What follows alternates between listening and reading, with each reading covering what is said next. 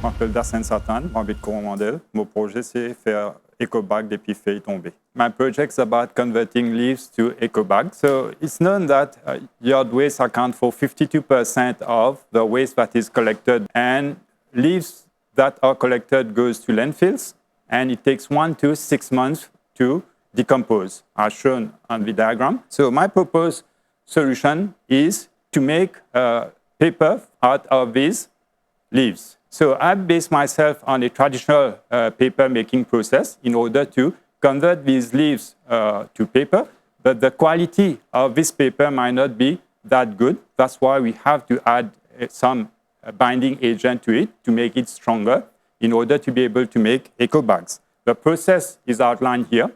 So the leaves are going to be collected. The collected leaves maybe have to be cleaned, then dry before it's blended.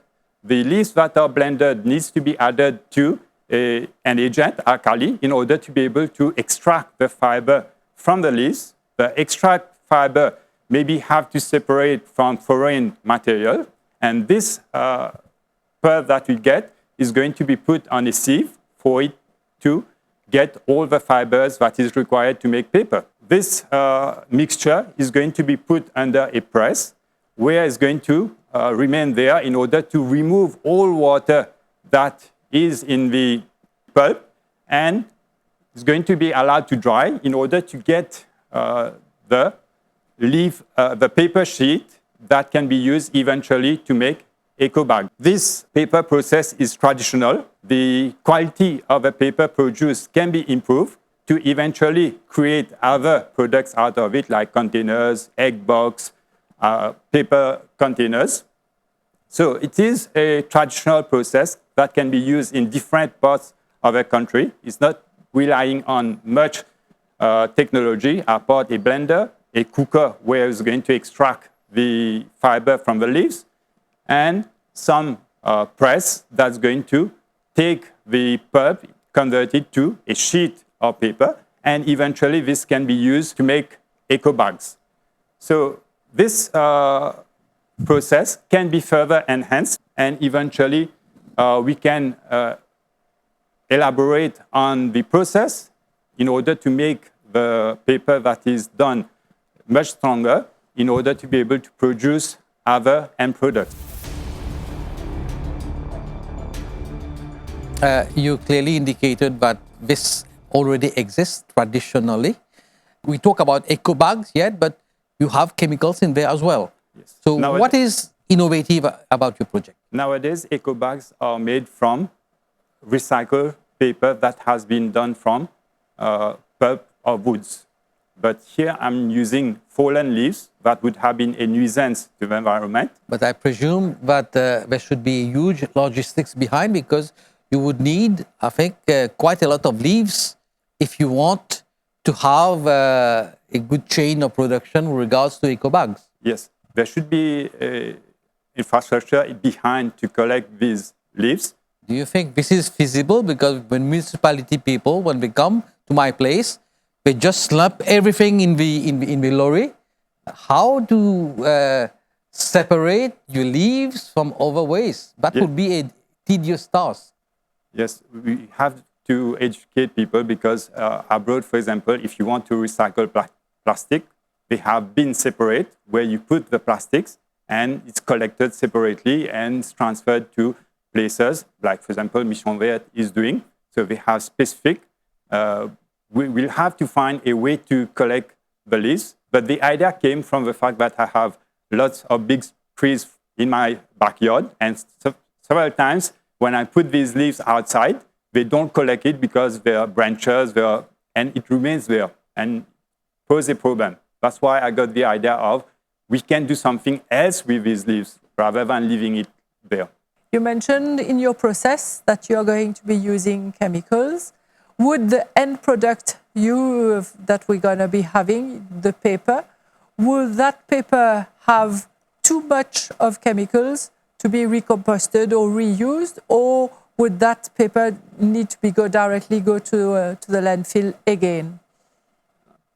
This paper that is produced is not of that good quality.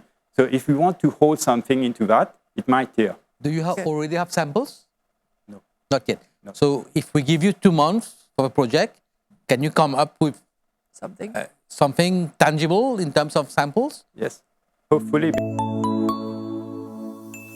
Je m'appelle Christophe Boda de Bambou et je vais vous présenter Dodopé. Dodopé, c'est une solution transformatrice qui va changer un petit peu le marché numérique. Donc imaginez un marché numérique où la confiance n'est plus une préoccupation, mais une garantie. On part du problème que la fraude et les arnaques en ligne prennent une grosse ampleur. Donc le vendeur a peur de ne pas être payé, l'acheteur a peur de ne pas recevoir ses produits. Et des commentaires comme ça, on les voit tous les jours. Donc il y a des rapports qui ont été faits en 2022 et en 2023 qui montrent qu'environ 2 personnes sur 10 vont être victimes d'une arnaque en ligne. Donc en gros, ce qu'on propose, c'est une application, un escrow service, comme on l'appelle en anglais, ou en français, un service d'entièsement, ce qui fait qu'on agit comme intermédiaire dans la transaction. Dans la transaction standard, acheteur-vendeur, vous payez le vendeur, vous avez votre produit. Mais dans ce type de transaction, on vient juste au milieu pour amener une couche de garantie et de confiance dans la transaction. Donc la transaction se passe en 5 étapes, si on peut décrire ça comme ça. Donc premièrement, vous tombez d'accord avec le vendeur sur la transaction, les termes de la transaction, quand vous allez être livré, qu'est-ce qui englobe la transaction. Ensuite, l'acheteur, il envoie le paiement sur la plateforme de Dopé. Le produit, il est livré, le service, il est délivré. Ensuite, l'acheteur, il approuve le service, j'ai bien reçu, je suis satisfait. Et ensuite, le paiement, il est décaissé.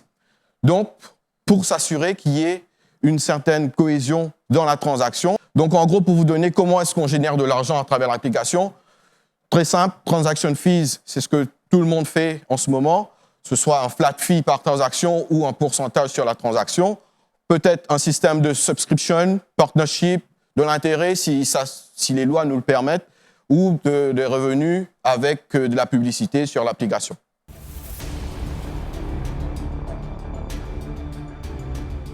Il y a beaucoup de lois qui sont concernées par rapport à une plateforme pareille. Est-ce que vous avez déjà contacté les différentes institutions par rapport à ce projet? Quelles sont les lois qui doivent être respectées et les licences, etc. Est-ce que vous avez déjà fait ça? Non, pas encore. Pas encore. On est là à stade d'idée. Permettez-moi de dire, vous auriez dû commencer par ça d'abord. C'est très important parce que ce genre de système, il y a beaucoup de lois qui sont en jeu. Hein. L'idée peut être bonne, mais si les lois ne sont pas respectées, si vous n'avez pas l'approbation de la Banque centrale, vous allez aboutir à rien. Maintenant, autre point. Votre business model.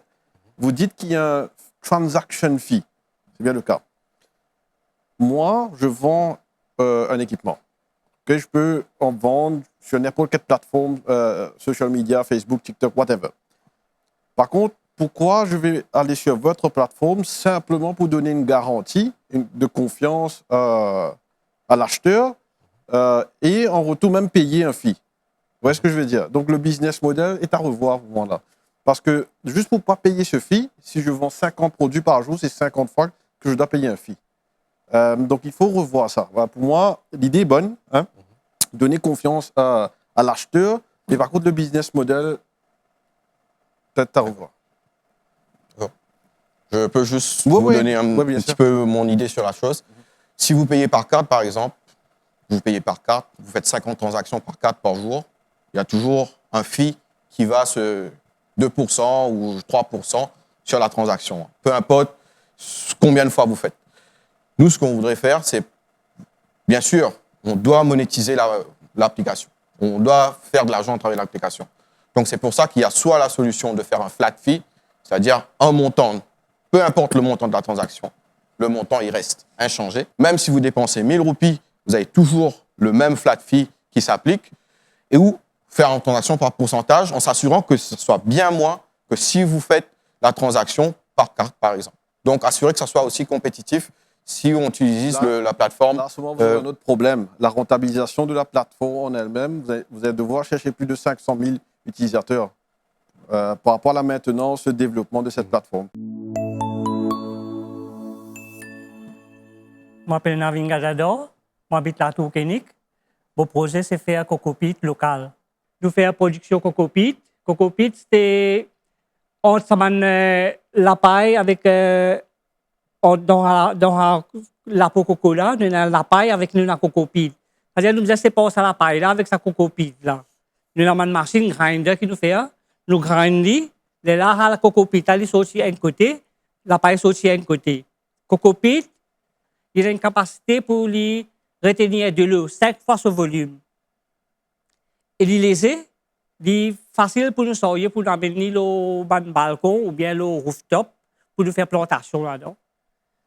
Coco Peat, en même temps, il y a une autre alternative pour la terre. Donc, place nous servir la terre, nous sommes capables de servir Coco Peat direct. Plus que 300 000 tonnes qui fait importer depuis des hauts.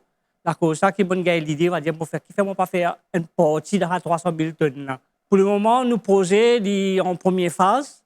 Dans nos premières phases, nous pouvons faire Coco Peat, Coco Chips, un gros bag qui nous sert évidemment de serre. Et en même temps, sans que moi tu connais, moi peut faire recyclage coco aussi en même temps. Le nouveau qui nous peut apporter dans Coco Peat qui est déjà importé Maurice. Nous vous prenons sa compost qui nous peut préparer avec sa résidu cocotane là. Nous vous mélanger avec Coco Peat qui nous déjà peut produire pour nous faire un produit qui du monde qui vous prend pour faire plantation, c'est pas pour besoin alors de compost ailleurs, je peux déjà finir ce produit là avec ce compost tout mélangé et il est facile pour planter. Je vous félicite tout pour l'initiative parce que vous pouvez participer à l'économie circulaire, vous pouvez éliminer ces coco qui étaient là et vous pouvez servir pour faire des produits pour l'agriculture. Donc, ceci étant dit, moi, je n'ai pas tout rien nouveau. Parce que depuis 15, 20, 25 années, dans la serre, partout, je servis Coco Peat à base de coco et ça, c'est une technique qui est utilisée partout par les planteurs. Et même le compost, vous pouvez dire, ça aussi nous fait à Maurice, quand nous faisons coco là dans un coin et puis après nous faisons compost. Donc, quelle nouveauté au projet? Mon papa n'amène aucune nouveauté parce qu'il est déjà quelque chose qui est déjà importé depuis longtemps et vigné. Comment vous dire, vous n'avez pas amené aucune nouveauté. Comment vous convaincre nous qu'il y a un projet innovateur alors? Justement, ça qui me peut dire, là, Coco Peat qui est importé des vinyles là, il n'y a aucun solide neutral, il n'y a aucun compost, il n'y a aucune matière pour faire comme fertilisant qui est capable de faire pied pousser. Si vous plantez directement là-dedans, il n'est pas pour pousser pied. Mais moi, vous mettre compost là-dedans. Vous mettre compost là-dedans pour vendre. C'est quand même une nouveauté. Un projet beau, hein? Mais nous payons nous dans National Innovation Challenge, nous payons nouveau. Excellent, on peut faire un business, ça peut marcher parce que plus beaucoup de monde peut faire la serre, d'autres business à matériel. Mais moi, ce que j'ai envie de connaître, si on a un élément plus nouveauté, innovateur qui du monde pas de penser du tout, et ça nous intéresse ça. Bon, je ne connais pas. Ce qui est nouveau là-dedans, c'est le nouveau dans Maurice. Okay. Maurice pas faire. C'est la première compagnie qui peut faire Coco Peat. Première compagnie qui peut craser coco tan pour faire fibre, pour faire compost. Il n'y a aucune compagnie qui fait ça dans Maurice. C'est nouveau pour Maurice. Mais d'exister ailleurs. Il est capable d'exister ailleurs, mais nous pouvons bien importer pour amener ça dans Maurice. Nous comprenons pourquoi. Nous comprenons pourquoi. National Innovation Challenge, Innover Maurice, un rendez-vous à ne pas manquer les lundis, mardis et samedis, le MBC N, après le journal télévisé. À bientôt pour d'autres idées.